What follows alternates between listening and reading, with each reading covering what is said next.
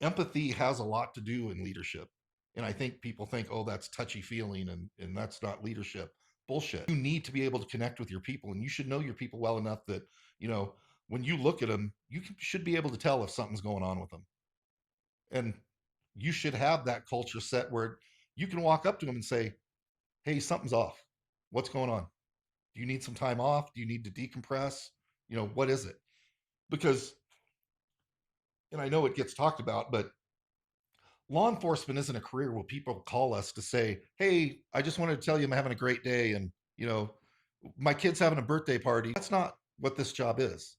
You know, there aren't a lot of people in this world who have held a murdered baby in their arms, who have, you know, taken the kid out of the pool that drowned, or, you know, in my case with Mate, you know, in between investigating and supervising probably over 400 fatal collisions, you know, and some of those multiple deaths, that's not a regular day for most people. You know, they go to the office, they answer the phone, they type some emails.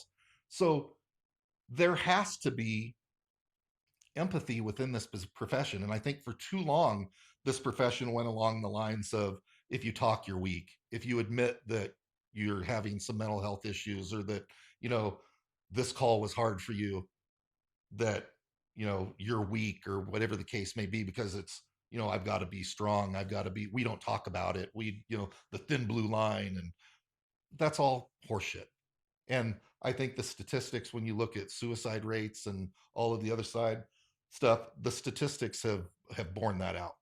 That this stuffing 20 pounds of crap into a 5 pound bag only lasts so long.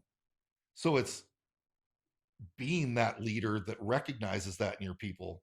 And it's like, hey, it's okay. It's not a weakness that this call you were on screwed you up. It should screw you up.